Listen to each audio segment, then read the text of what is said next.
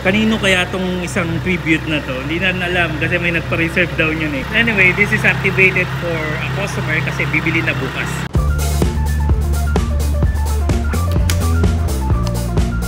Di clutch pa rin.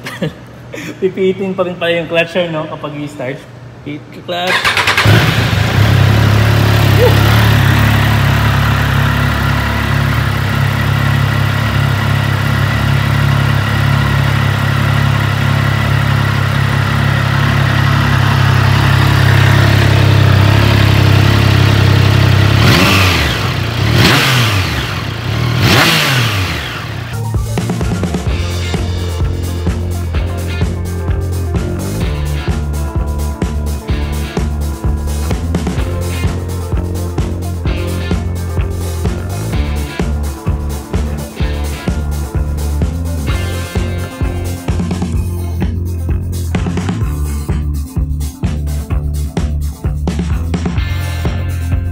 So, sarado na si Triumph Lanang Davao City. Massive shoutout kina Sir Chuck at saka kina Sir Les nandito sa Triumph Auto Hub Group kasi nga na-invite na naman tayo na ma-vlog yung kanilang bagong Triumph Trident Tribute. This is a special edition, my dear friends. Yung inuupuan ni Sir Chuck, isang magandang Daytona 660. Sabi ko sa picture, parang napaka-simplistic niya tignan, pero nung dumating na dito in person, sabi ko, wow, panglaban and pang racing talaga yung tsura niya. So, ang motorsiklo na to ginawa talaga for comfort, not for racing, pero mabilis din siya. It has a 660cc na may liquid cool radiator, 12 valve, dual overhead cam, and naka-inline 3 po siya. It has an 80 horsepower at 10,250 RPM, 64 Nm of torque at 6,250 RPM. 6-speed manual with assist slipper clutch. Meron siyang Triumph Shift Assist or otherwise bidirectional quick shifter.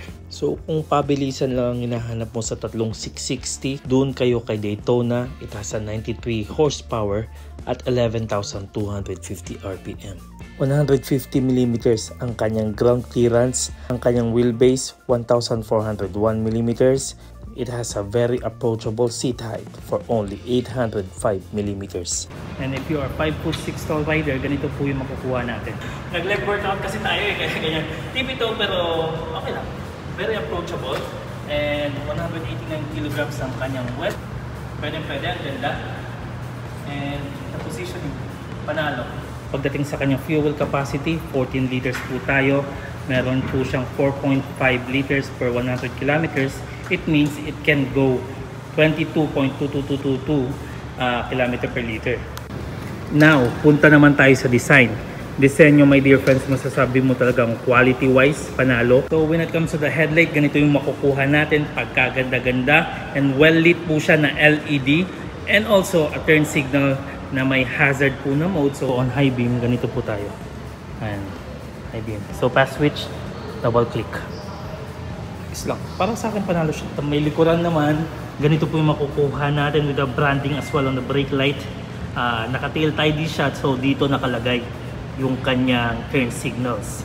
And maganda din yung pagkakagawa ng mudguard kasi ang linis niya, tingnan. So when it comes to the display, my dear friends, this is what we are getting. Tanggalin muna natin to. And also turn signal na button, maganda din.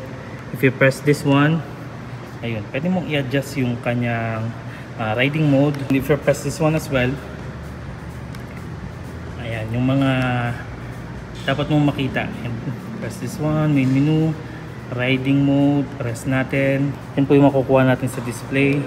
Balik tayo, bike setup, traction control, and ang kanyang service. Ayan po. It has bells and whistles, my dear friends, if you're going to ask me. Ang dami. Kung titignan nyo naman, super linaw ng kanyang round display, my dear friends. So the cockpit, I know, very clear. And so kung nakaupo ka ng ganyan, makikita mo naman yung speedo kahit pa paano. And also the fuel gauge, makikita mo RPM, makikita mo very clear. And wala lang, all praise to the Triumph kasi nga ang ganda ng pagkakagawa nila sa bike na to. May mga dinagdag po siya na masasabi mong different siya sa normal na Trident 660. This is the special edition. 100 lang yung nilabas dito sa Pilipinas. Nakakuha pa ng 5 dito kay Auto Hub Group Mindanao. And kung lalapitan natin, Not just that, my dear friends, take a look at the paint job of the white. Ay no, parang pearl na kumikinang, putis porcelain na kumbaga. I like the blues, by the way, my dear friends. Maganda naman silang magkulay ng blue eh. I remember their scramblers, it's blue. And may nakita tayong Speed 400, blue din. Ang ganda ng pagkakapinta. Ito din, dagdag po ito sa ating special edition. Also, kung titignan nyo yung paint job sa may likod, ganito yung makikita mo sa kanyang ilalim. Hindi ka makakakita ng ganito sa non-special edition. Kaya expect mong mas maganda yung itsura niya. Although, mahirap linisin pero mas maganda. Also, additional din po ang kanyang belly pan. And isa sa na-appreciate ko sa kanya is yung kanyang underbelly exhaust. Although mahirap talagang i-modify itong ganito kasi putol lahat. Kumbaga kung may bala kang magpalagay ng slip-on, pero papalagay ka ba ng mumurahing slip-on kapag ganito na yung binili mo? And kung titignan po natin, ganyan yung kanyang itsura sa kanyang swing arm. Big bike na big bike yung datingan. Yung tipong kahit yung frame niya finished properly, my dear friends. And detachable po ang ating pillion peg. Bakit hindi? Pang solo kasi itong bike na to. Yung seat niya na upuan natin, very comfy for a big bike, to be quite honest. Quality in the making, my dear friends. And perfectly shaped for riders. Not that much pillion bias. The same thing as the Daytona, pero doon tayo sa Tiger 660 kung sa tingin yung hindi pa magbibigay sa inyo ng comfort ng ganito. Ang kanyang front suspension, my dear friends, 41mm po. Inverted front fork tayo. Sadly, it's non-adjustable but it's totally fine. It's branded with Showa. Sa kanyang likuran naman, Showa Monoshock RSU with preload adjustable.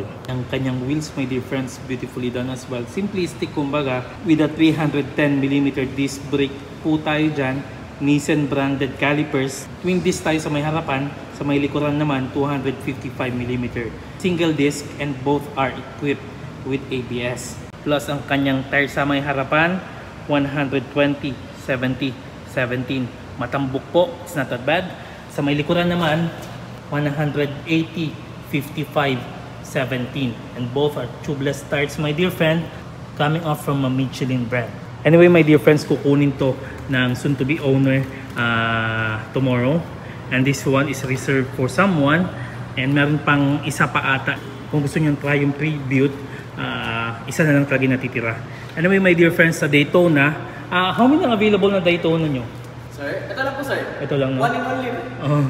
And sa ngayon, sa Daytona 660, nag-iisa pa lang yung kanyang available. So, ayan po. Ayan, sabi ni Sir Jacob, first in Mindanao. Yes, sir.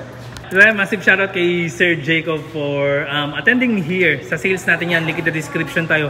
Sir Jacob, sabihan mo si Sir Lester, yung coupon ko By the way, my dear friends, if you have a coupon, my dear friends, or if you are a Triumph owner already, kapag nabigyan kayo ng coupon, may discount, di ba? Tama ba?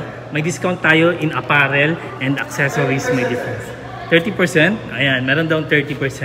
And papasitay tayo dito mamaya. Ang ganda ng itsura eh. Pero, let me end the vlog here, my dear friends. Ang kanyang presyo, magkano dito? 524,000. Ang tribute, kaya ito din yung nagustuhan ko kasi big price difference as well with the Daytona. Pero Daytona has more horsepower. Pero yun nga, ang tribute, 524,000 Philippine pesos. Meron ka ng Triumph Shift Assist. My dear friends, although kukunti lang talaga na ilabas sa special edition nila, I think it wouldn't matter kasi nga meron pa rin tayong Trident 660 na standard. Para sa akin, it's the most affordable na middleweight spec na mabibili mo, and when it comes to the handling, chef's kiss, my dear friends. So my dear friends, let me know in the comment section below what you think about this beautiful bike right here. If you have any violent reactions, comment lang tayo, wala tayong problema dyan. Go crazy. And also, massive shoutout kay Triumph Auto Hub Group here in Davao City for inviting me have this first look of the Trident 660 Tribute. Alrighty, pakis!